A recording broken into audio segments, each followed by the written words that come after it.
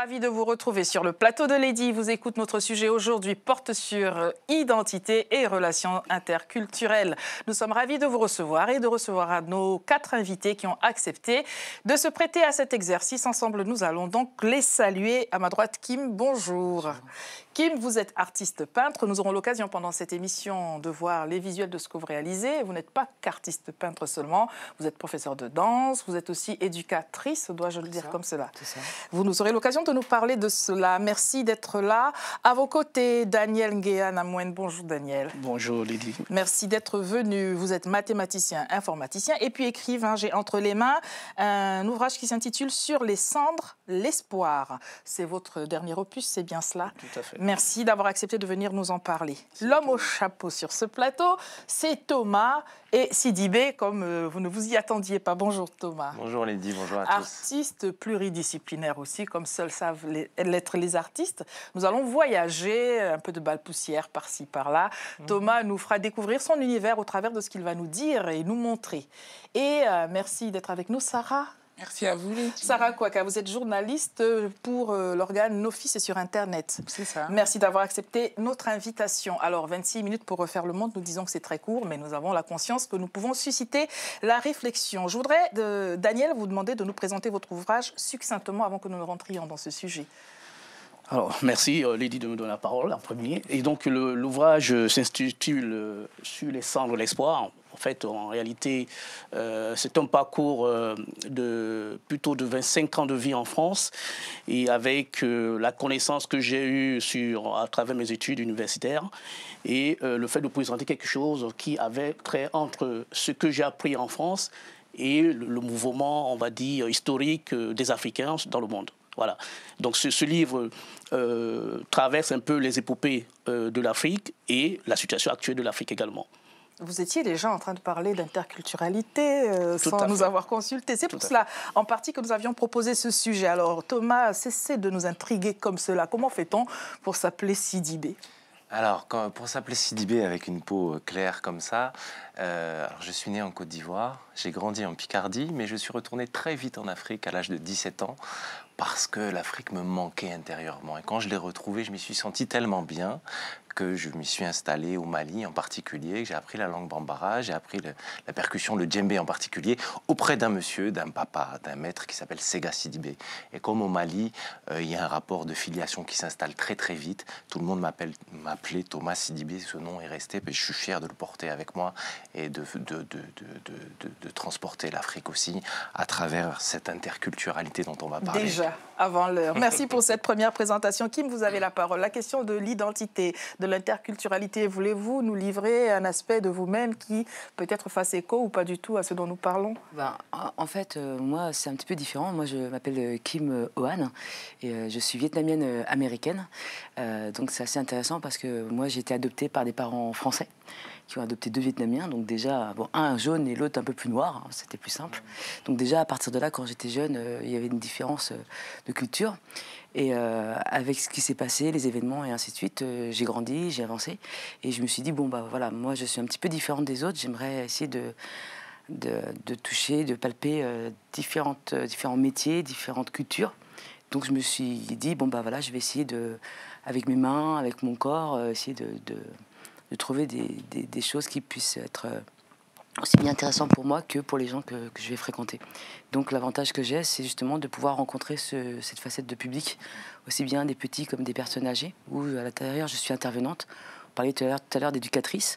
Moi je suis intervenante spécialisée dans le milieu artistique, percussion, danse, gym, voilà, auprès d'enfants et de personnes handicapées mentales et physiques. Voilà qui est dit, car tout le monde a droit à accès, en tout cas, à ces disciplines aussi. Sarah, ça tombe sur vous de réagir à ce que vous avez entendu et puis de nous dire comment vous portez votre question identitaire à vous, comment est-ce qu'elle interagit ou pas avec l'interculturalité d'ailleurs. Alors c'est un peu difficile parce que Nos Fils justement est une structure, un média en fait dédié à la communauté afro-caribéenne, donc un média qu'on pourrait qualifier de communautaire. Et c'est difficile d'autant plus pour les Africains comme moi, comme il y en a beaucoup ici en France, qui sont nés en France, qui ont cette culture française, mais qui ont aussi la culture africaine de par les parents, de par le rapport qu'ils peuvent avoir avec leur pays, et qui sont tout le temps finalement tiraillés entre la culture française, qui est aussi la leur, et la culture africaine. Et puis quand on est ici, on est africain, et quand on est là-bas, forcément, on n'est pas totalement africain, parce qu'on a d'autres manières. En fait, vous faites le caméléon. On essaie, mais on est vite reconnu, hein. On est vite démasqué. Avez-vous lu le livre de Daniel ? Oui, je l'ai lu, et puis j'ai eu aussi la chance de le rencontrer à l'époque où le livre sortait, et donc même de l'interviewer là-dessus.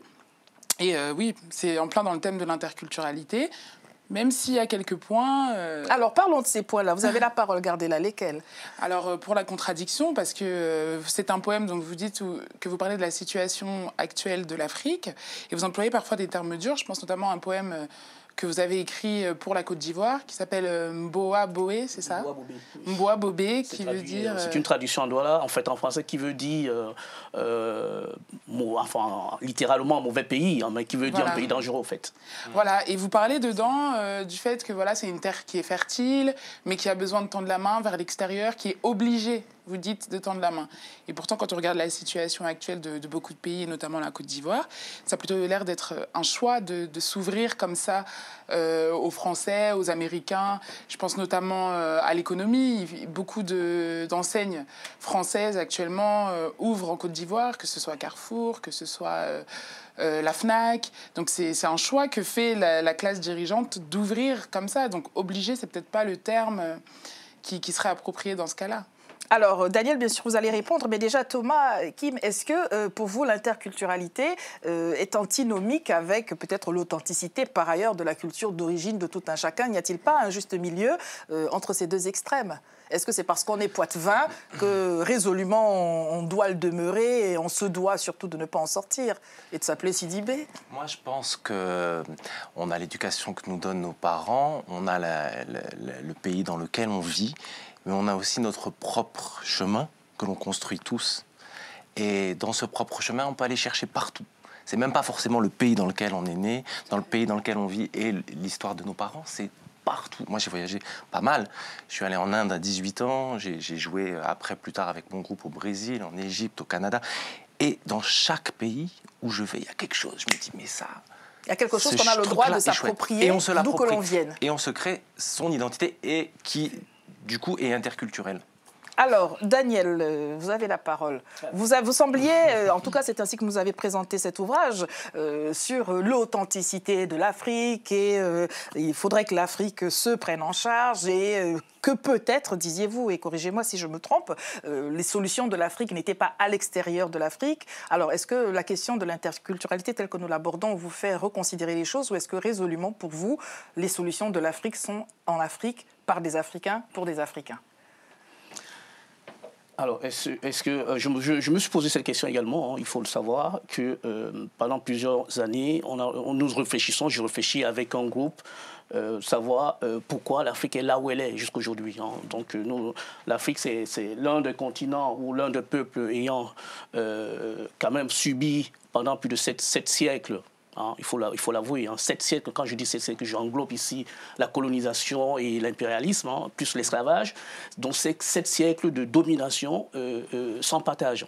Donc comment peut-on imaginer que les gens puissent dire aujourd'hui qu'il y a l'interculturalité, qui veut dire entre cultures, et dans ce qu'on dit entre cultures, on dit je suis moi, vous êtes vous, Sidibé, Issara elle, et ainsi de suite. Donc chacun apporte sa culture, on essaie de construire quelque chose. Ou ses cultures peut-être, parce qu'on n'est pas forcément monolithique. Tout à fait, tout à fait. Quand je dis enfant, c'est en valeur absolue, excusez-moi du terme. Ça y est, le mathématicien est revenu. Donc, qui veut dire que dans cette culture, il peut y avoir plusieurs cultures, mais il peut également avoir des cultures qui phagocytent les autres. Donc, lorsqu'on pense, quand on sait la culture africaine, qui est une culture vachement ouverte et accueillante, donc on peut également imaginer que dans l'interculturalité, les Africains de cette époque, ou beaucoup d'Africains aujourd'hui, ne sont pas encore posés la question de savoir est-ce que ce n'est pas dans la façon de notre culture qu'il y a un vrai souci. Donc nous disons qu'effectivement, il faut regarder cette façon de faire, mais il ne faut pas non plus laisser les autres cultures venir comme ça, phagocyter la culture africaine. Donc aujourd'hui, je suis tout à fait d'accord, lorsqu'on regarde votre plateau, c'est un plateau pluriel en termes de culture. Hein. Vous nous dites que c'est un beau plateau, c'est ça? Oh merci, c'est très gentil, ça nous va droit au cœur.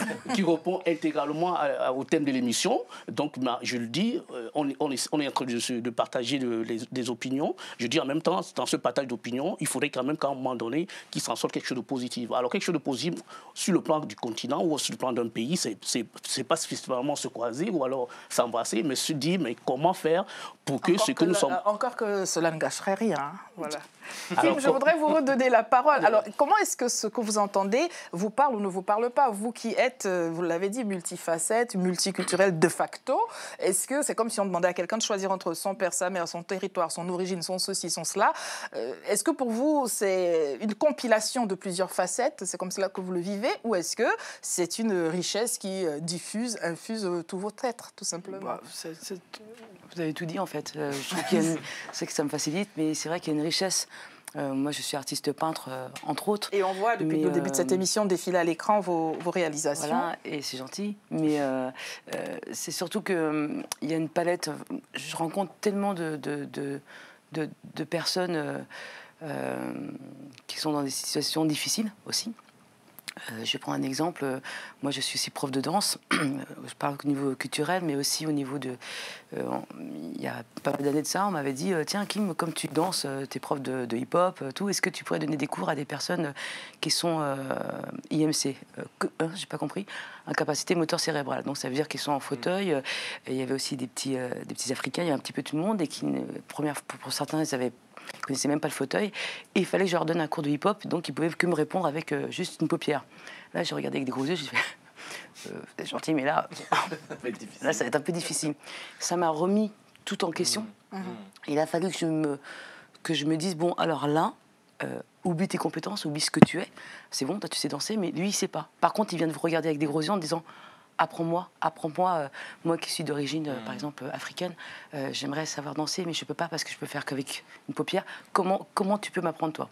Et là, ça a été une sacrée leçon, en fait, de me dire comment réussir à communiquer, échanger. À faire passer. Et faire passer. Alors, ça. vous êtes en quelque sorte en train de nous dire que ce n'est pas tant d'où l'on vient seulement qui compte, c'est ce que l'on est. Et on peut naître avec un handicap, mais on peut se retrouver en situation de handicap à cause des accidents de la vie. Et tout d'un coup, tout ce dont on parle, d'où je viens, d'où je ne viens pas, mes ancêtres, pas mes ancêtres, ça s'écroule. Et il faut au moins être humain, à minima. Est-ce que vous l'entendez ainsi? Alors, Kim, en sortie de plateau, j'aimerais bien que vous m'expliquiez comment vous avez fait pour leur apprendre à danser avec une paupière, parce que ça m'intrigue. Mais plus sérieusement, oui, je pense que la question, quand on parle d'interculturalité, c'est d'abord l'identité. Qui suis-je? Et je crois que c'est la question la plus douloureuse. Et donc, c'est tellement douloureux de faire son introspection et de se poser toutes ces questions. Qui suis-je? D'où je viens? Où j'habite? Etc. Qu'on a plutôt tendance à choisir la facilité, donc à rejeter ça sur les autres. C'est plus facile de se dire l'autre me rejettera d'entrée de jeu, ou l'autre me rejette, ou l'autre profite de moi, etc., que de se dire oui, mais moi, qu'est-ce que j'ai fait pour que lui, il puisse se comporter de cette manière avec moi. Je pense qu'on en est plutôt là. Alors, Daniel, voilà une bien grande question. Est-ce que tout d'un coup, cela devient un tout petit peu futile que de s'interroger solennellement par rapport aux choses telles que vous avez pu le poser dans votre ouvrage, quand, par ailleurs, la vie peut faire que... ma foi, l'immédiateté, c'est au moins de respirer, de vivre, d'être, sans élucubration sur tout le reste, qui n'est pas anodin, mais simplement, c'est que les choses se disqualifient d'elles-mêmes. Oui, mais je suis tout à fait d'accord avec, enfin, on va dire, cette façon de faire, de voir, hein, de savoir qu'il faut s'auto-poser des questions sur qui on est, qui je suis, ou alors qui j'étais. Hein. Mais moi, je vais quand même un peu plus loin sur cette problématique de l'interculturalité en vous disant que lorsque le thème m'a été proposé, alors j'ai pensé à une chose, de savoir est-ce que l'interculturalité ici, le fait qu'on échange, parce qu'on est des enfants, comme disait quelqu'un, les bons enfants de la patrie. Est-ce qu'on échange bonnement les choses ou alors est-ce qu'on échange en échangeant bonnement les choses donc culturellement, est-ce qu'on va échanger bonnement les choses à la culturation en fait? C'est-à-dire que Et quelle est la réponse que vous vous êtes apportée vous-même? La réponse que je me suis apportée, il y a une partie dans le livre où je décris effectivement je décris effectivement l'Afrique comme étant une terre vaste ébène, terre vaste ébène qui veut dire là déjà vous trouvez tout ce que le thème de l'émission de toutes les cultures, mais est-ce que ces cultures pourquoi ils n'arrivent pas à émerger? C'est la problématique, ça c'est une première problématique. L'autre problématique c'est que dans cette interculturalité, il y a l'autre partie qui consiste à dire ça peut peut-être arriver à l'acculturation et donc à la soumission. Et il y a une autre branche qui me dit c'est pas spécialement la soumission, mais pour s'en sortir, on va plutôt faire de ce qu'on appelle l'autodétermination des cultures. C'est-à-dire que chaque culture doit être libre pour aborder l'autre, pour qu'on essaie de faire quelque chose de l'interculturalité, au fait. Mais peut-être que quand on est libre, on se sent tellement libre qu'on ne voit pas forcément la nécessité d'être dans cette interaction. On n'aborde pas l'altérité parce qu'on tellement on est libre et les autres ne comptent pas. Non, mais c'est ça qui fait la force, par contre. Et peut-être que de ne pas être libre et de se retrouver à... Enfin, je ne sais pas. On va visiter votre univers, Thomas. Non, moi, c'est vrai que j'écoute tout le monde et j'écoute ce que dit Daniel. Et c'est vrai que moi, je revendique un certain nombre de choses depuis que je suis jeune et depuis que je chante. Je parle beaucoup de la richesse de l'Afrique. Oui. Je parle beaucoup de la richesse des différentes cultures, des différentes ethnies, de ce qu'elles ont à apporter au monde, justement. Et c'est vrai que dans cette masse de globalisation, de mondialisation, c'est un peu le système occidental et capitaliste qui met un peu la main partout. Or, il y a des choses de très puissantes, que ce soit chez les Peuls, chez les Dogons, chez les Bozos, chez les Bobos, chez les Djoula. Il y a des manières d'interagir. L'exemple le plus flagrant, c'est le cousinage à plaisanterie. Sanankuya, on appelle ça au Mali. Sanankuya, ça veut dire que moi, si je suis Sidibé, c'est aussi pour ça que c'est important d'avoir un nom de famille au Mali, je vais avoir un certain type d'interaction avec d'autres noms de famille. Par exemple, moi, je suis cousin plaisanterie avec tous les forgerons, les Kanté, les Doumbia. Donc, si je croise un Doumbia ou un Kanté, si je ne l'ai jamais vu, et même s'il est plus vieux que moi, normalement, on respecte les anciens, s'il est plus vieux que moi, on va se taquiner l'un l'autre. Et on va rigoler. Entre cousins. Entre cousins. Et quand il y a 15 personnes qui sont ensemble, chacun son nom de famille, chacun des relations de cousinage à plaisanterie avec les autres. Donc on ne s'est jamais vus, on est tous ensemble au même endroit et il se passe quelque chose de formidable. Qu'est-ce que cela vous fait, Daniel, comme cela Eh oui, pardonnez-moi l'expression, mais soyons sincères, que cet autrui, finalement, maîtrise les rouages de ce qui, pour vous, semble être votre chasse gardée. Vous pouvez répondre après ce qu'on va regarder. C'est Thomas en musique. Belle métissée. Oui. Je suis belle métissée. Oui, c'est vrai. Papa, la poupa, maman, le tomate, et moi je suis belle métissée. Papa est tout noir, maman blanche de chez blanche, et moi je suis beau métissé. Papa, la poupa, maman, le tomate, et moi je suis belle métissée. Papa est tout noir, maman blanche de chez blanche, et moi je suis beau métissé.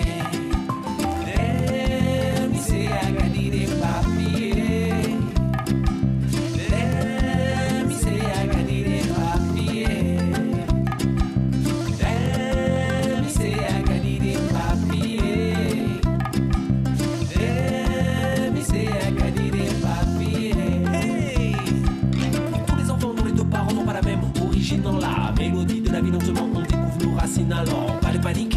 Ton piment, le mot est unique, sache que la diversité des cultures, ça c'est magique. La diversité des cultures, ça c'est magique. Hey! Kapoli boli boli, ibe kapoli boli yorobe, kapoli boli boli, ibe kapom ensemble. Kayala yala yala, julo kolon yorobe, tu te barad sans mettre les chaussures aux pieds. Papa la poupa, la maman le tamate, et moi je suis belle métissée. C'est Métissé de Thomas Sidibé. Vous avez entendu ce qui s'est dit. Vous aviez une réponse pour nous tout à l'heure, déjà? Oh, mais, alors, j'étais un peu porté par le message, la musique de Thomas qui est très, très, très... je trouve ça très bien, hein, sans jeu de mots. Et que ce soit vous qui le faites, hein, vous qui venez de faire une démonstration terrible que l'interculturalité peut marcher. Hein. Alors, la question c'est jusqu'à quelle dimension C'est ça, là, où nous posons comme problème.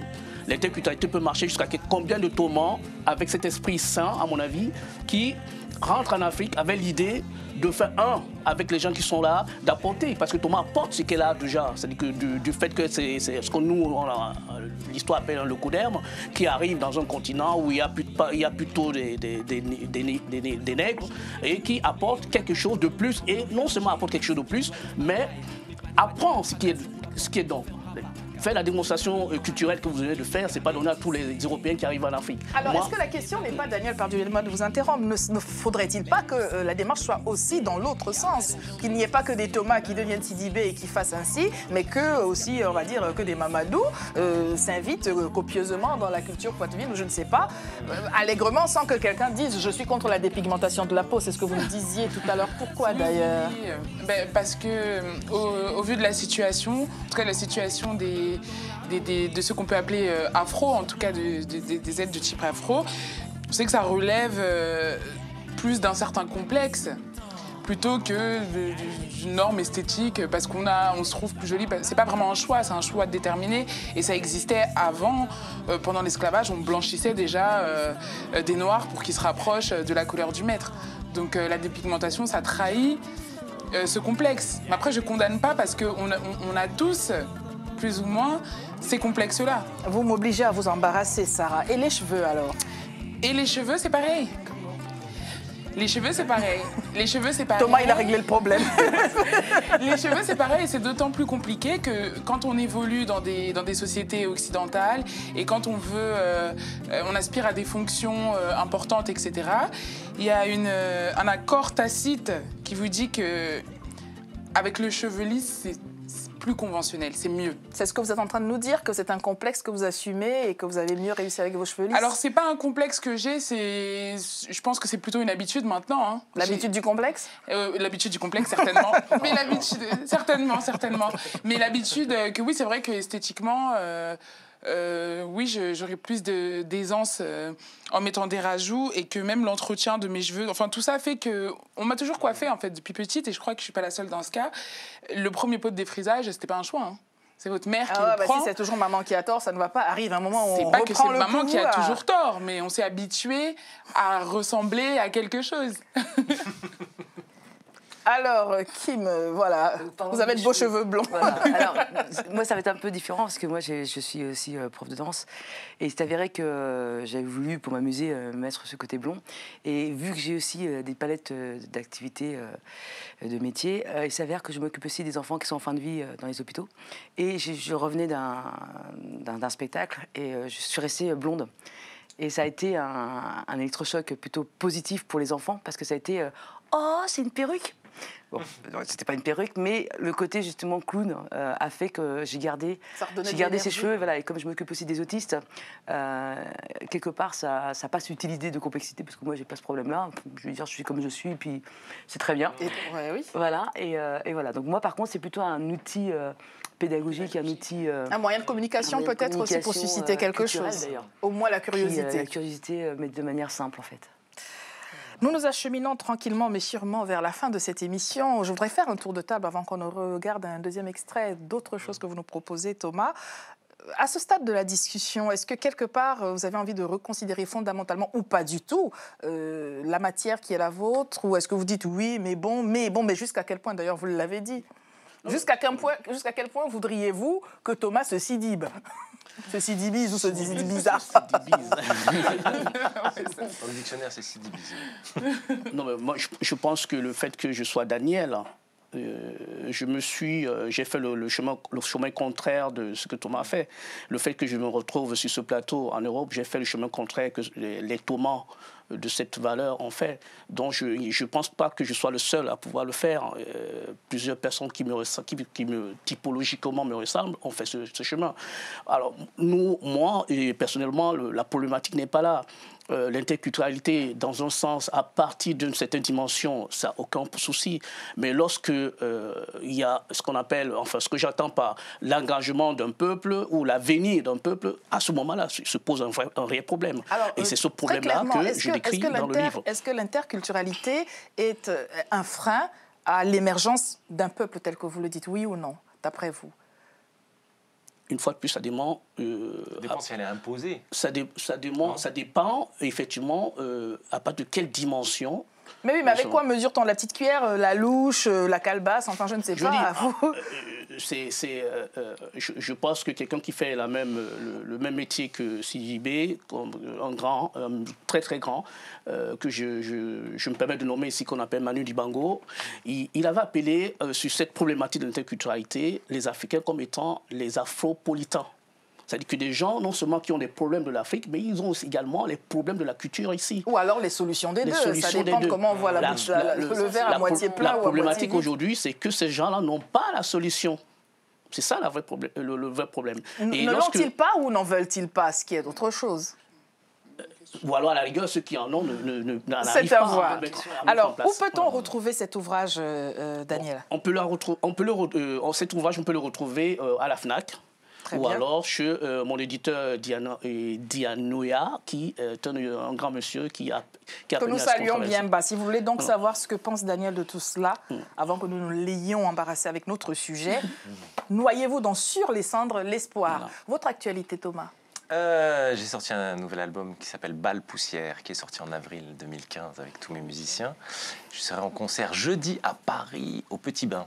Voilà, jeudi soir. Donc, on va faire un générique avec la musique de Thomas, si vous êtes d'accord, en régie. Merci à tous les quatre d'avoir accepté de venir nous parler de interculturalité. On finit en Bal Poussière. Merci.